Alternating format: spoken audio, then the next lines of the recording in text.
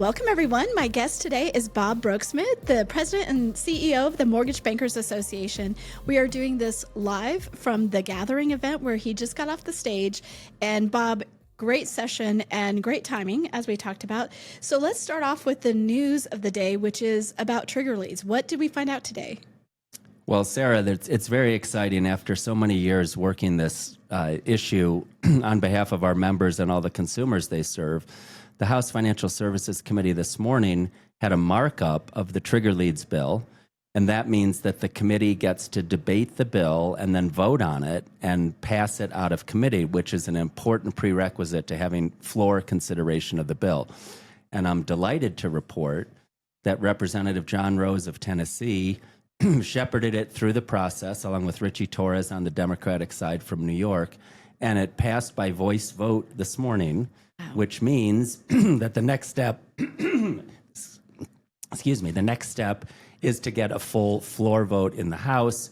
We're working carefully in the Senate, where, as you remember, last session it passed by unanimous consent. And so we're achingly close to having this trigger leads bill get across the finish line. You guys have just done so much work on this. And to your point, like, we thought it was over the line before. Tell us why this is important. Like, what does this trigger leads bill mean if people in our audience don't know? Sure. Well, this has been a thorn in the side of originators for years. And what happens is when a consumer works with a loan officer and then has credit pulled to assess their creditworthiness, the credit bureaus sell the lead, because if a borrower is getting credit pulled for a mortgage, it's something that a lot of other mortgage lenders are interested in, right?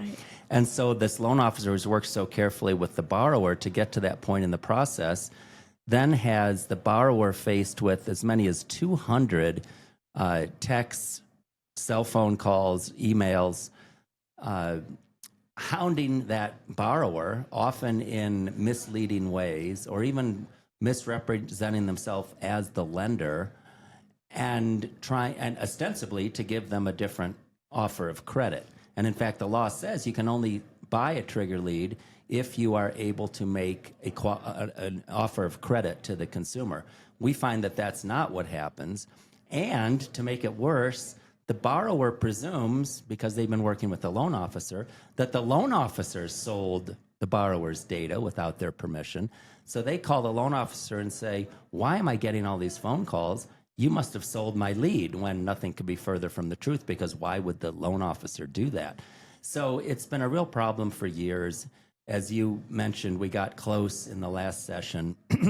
We have a new turnover. French Hill, as chair of House Financial Services, has been very helpful in getting it to this point where all we need now is passage in the full House. It was a strong bipartisan vote. We had, this one is the thing that surprised me more than anything else. We had 39 of the 50 state attorneys general send a letter to the committee saying, "You got to pass this thing. This is a bad thing for consumers. We got to fix it."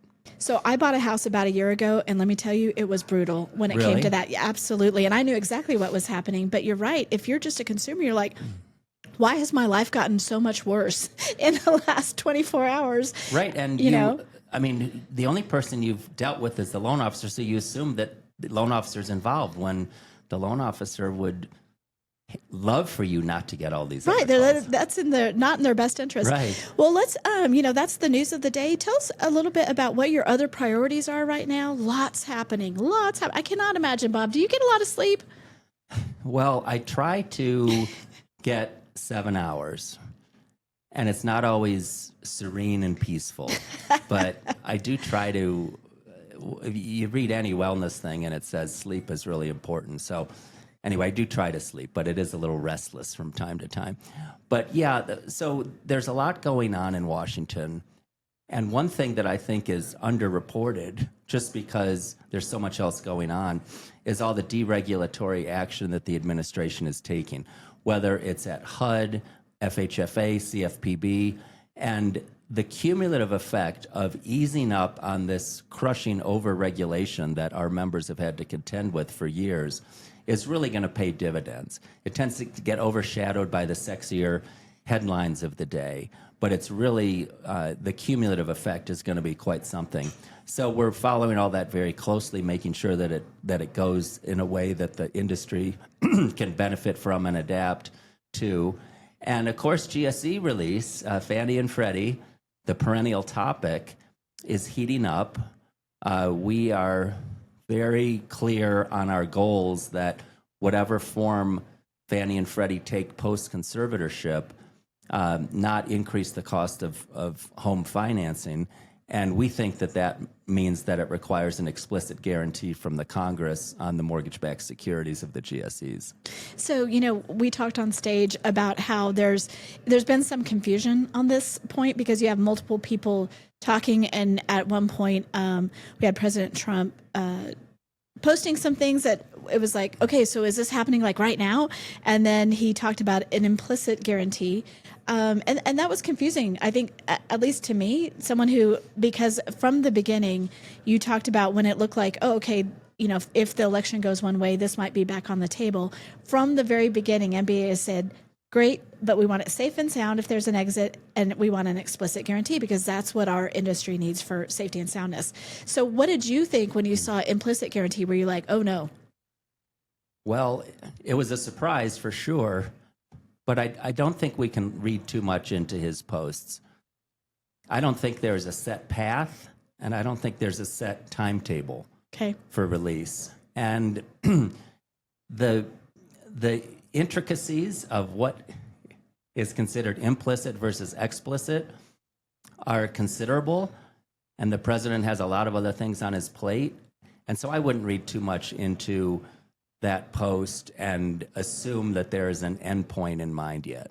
I think something that's been encouraging in all of the communication from the White House about this issue or his administration is they have tried very much to emphasize the safety and soundness, because when that's in question, bad things happen. Yes, safety and soundness, and also the effect on consumers. This administration ran on bringing inflation down, having things be more affordable, very much including housing. And so they consistently say that however they structure a post-conservatorship Fannie and Freddie, that it should not have a negative impact on interest rates. So we are in lockstep with them on that point, and we'll work closely with them as the very thorny issues that have to get ironed out before release come down the pike. So, deregulation, you talked about that's one of the bright spots that maybe we're not really paying attention to. And it's hard because, first of all, not a lot of people know how the sausage gets made anyway, right? They're not in the weeds on that. And those headlines can get buried under some other headlines. So when you look at that, what are the biggest wins? And did the administration, as they were looking to, make a lot of cuts in personnel, if not money, to HUD, obviously CFPB, all that, did they come to you and I mean, are they taking industry input on like, here's where some of that fraud, waste, I don't know about fraud abuse, here's where some waste is and here's what you shouldn't touch? Yes, we've had very extensive conversations with HUD, FHFA, and CFPB as they've gone through this process and pointed out, I'll give you one quick example.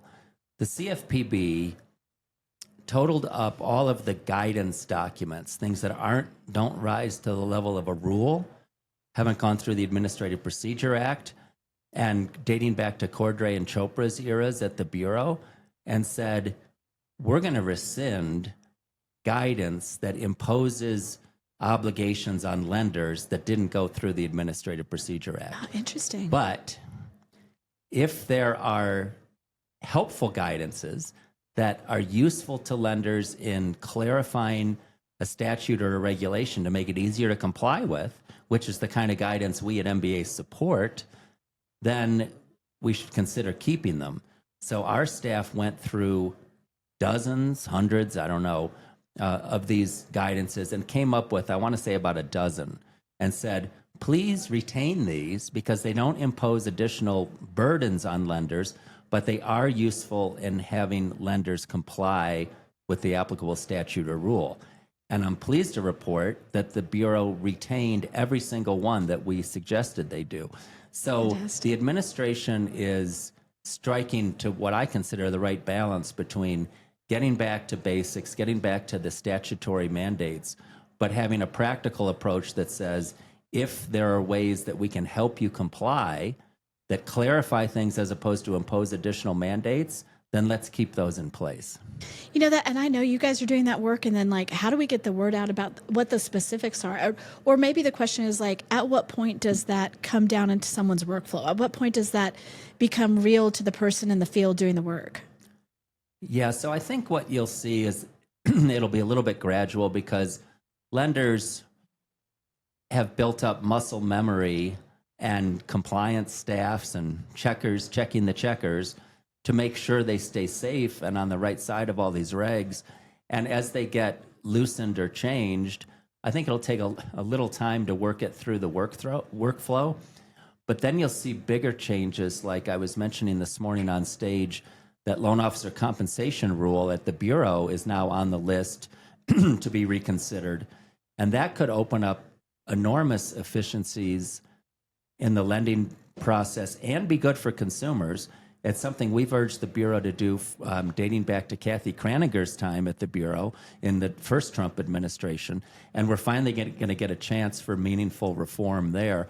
So you'll start to see they've started with some ones that are perhaps a little easier to do, whether it's rescinding the requirement that non-banks form a registry of any past enforcement actions, which is completely duplicative of what the CSBS already does, or whether it's saying Fannie and Freddie don't have to be compliance regulators of their lenders, or the HUD, flood, and building code rules, all these things. They each matter individually, but then when we get to the bigger ones that are going to require notice and comment and take a longer process, when we get some of those across the finish line, I think you'll hear cheers from the industry writ large and start to really dig into reducing the cost of producing a mortgage and getting a better product for the consumer. It's got to be so encouraging to see that momentum start to build, even on the, okay, we'll start with the stuff that didn't go through the process. That's a great place to start. We are going to get to the other things. It's got to, for you, be really gratifying to see that. I was just going to use that word. It is gratifying because it does feel a little bit like Sisyphus pushing the rock up the mountain, and just as you get to the peak, it rolls back down and you start all over again, because some of these, whether it's legislative issues like trigger leads or whether it's things that the administration needs to do, it can be discouraging when you say, oh, what's your list of priorities? And like, oh, geez, that's still on the list because we haven't gotten it done. And now we're really ticking them off. So it is really gratifying. And again, I think the smoke caused by all the other things going on with this fast and furious approach of the administration, it tends to obscure this stuff, but it's really meaningful. Let's talk about that a little bit as as an organization that is so focused on advocacy and you're so plugged into Washington. What is the difference in the administration meant to you and your staff? As far just from you were talking on stage how, like part of the disruption is a feature, not a bug of this administration. They've been really upfront about that. Like this is their mode of operating. So what does that mean for you guys? Well, it's exhilarating because there are things that in other administrations maybe would take 6 months of a listening session and then a comment period and then further analysis and then a several-year implementation period. We find openness from this administration to massively accelerate timelines and to have an approach that doesn't get mired in the muck, but says what makes sense, a much more common sense bent, and that lets us get things done faster and cut through the noise. So it's really, I think our people are really exhilarated by the change in tone. Interesting. Let's talk specifically about the CFPB, right? The thorn in the side of the industry since its founding. And really, it was such a different kind of agency, right? They really took a different approach to enforcement. I know as long as I've been at HousingWire, CFPB has been big talking point. It's been, we talked about it's been gutted. Again, on stage, I said, it's hard to tell exactly what's going on because people get fired, and then there are court cases that said no, they have to be rehired, and then have they been rehired? Where are we in that process? But at CFPB specifically, what are some of those changes that our audience would want to know about? Sure. Well, you've heard.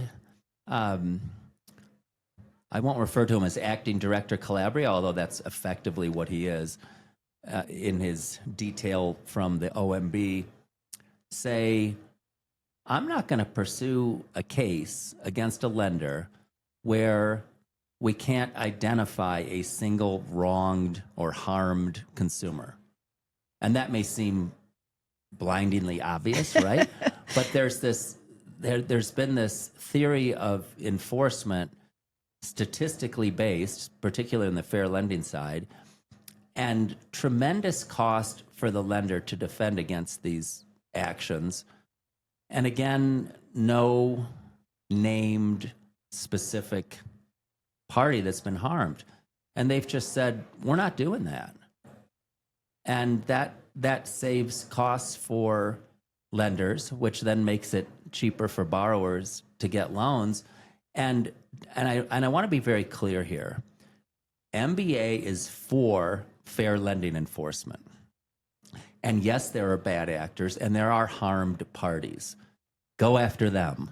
Right. Let's not have these wild goose chases based on statistics and not on harm to individuals. That's the distinction. I want to be very clear that we're not saying Katie bar the door and there are no rules, because that's not what we think at all. And there are other things at the Bureau. I mentioned loan officer compensation. We've been very clear with the Bureau that gutting the Bureau is not what we think the right approach is. We leave to the administration what they think the right size of the Bureau is, with the caveat that they retain enough people who can revise rules, because it's one thing to say, I'm not going to enforce something or I'm going to change my enforcement stance. That could all reverse in the next administration. Right. So what we need are durable changes, which means you have to go through the hard work of revising the rule, putting it out for public comment, using the Administrative Procedure Act, and then making it final. And then you have durable change that my members can rely on in their process for the long term. Such a great point, because, it's one thing to be like, oh, we don't have to worry about that right now. Well, what about 3.5 years from now, right? Exactly. And those things have statutes of limitations that are long, and you could be racking up the liability if you are lulled into this sense of, well, if they're not enforcing it, I don't have to do it. We need to have the rules reflect the new reality, and then we can all follow them. Do you see your lender members, which way do they lean? Do you think they're like, woohoo, throw it all off? Or do you feel like they're almost more still cautious and they're like, I'm not letting go of those compliance people because they've just been so burned? I mean, I think mostly the latter, and that's what we would advise too, until something is formally done. And now some things have been formally done, like some of the things I mentioned, that's all set. But some of the ones that require you to keep what some would consider elevated level of compliance staff and process on hand, they're going to wait, and we encourage them to wait until the rule is changed and made final, because otherwise you're just heaping up potential future liability. And we want rules of the road. We don't want the Wild West. We don't think that's good for lenders or borrowers, but we want them to be easy to understand, easy to follow, and reasonable enforcement when they're not. I'll never forget when I was newly with HousingWire, we did an interview with Richard Cordray, who at that time was the CFPB director. And he was very clear that, like, if I make the rules clear, then people are going to figure out how to get around the rules. So his whole idea was like, no, we're going to do regulation by enforcement, which means that you don't know what it's going to be. I was like, how does that make? I was not in the mortgage industry. It's not like I had a dog in this fight, but I was like, that makes no sense at all. How in the world do you run it like that? One of the things that then Director Cordray did was, as it relates to RESPA and how RESPA governs whether you can have an affiliated business arrangement, like with a realtor or a builder, if you're a lender. And he basically just came out and said, I cannot think of a compliant way to structure an affiliated business arrangement. And I'm like, whoa, your listeners are too young to remember, but that's like Ralph Nader saying Corvairs are unsafe at any speed. Oh my gosh, I remember that. I mean, come on. You have a statute on the books that allows for, with guardrails, these affiliated business arrangements, and you've got the guy enforcing the statute saying, I can't think of a compliant way to structure one. I mean, that's no way to run a railroad. So, yeah, regulation by enforcement is bad. It's bad news, but now I think it's done. Yeah, no, I think the nail is in that coffin for sure. You did raise a point on stage where you're like, but you have to think about the states. So it's not just a federal deal. That's true. That's true. And we're very active in the states. And we know that the action can move from the federal government to the states when there's a perception that the federal government is taking its foot off the gas. So we'll be very mindful of that. Bob, thank you so much for, first of all, being here, being on stage, and also doing this podcast. I always learn a lot, and I know our audience appreciates it so much. So thank you so much. Thank you, Sarah. I appreciate it.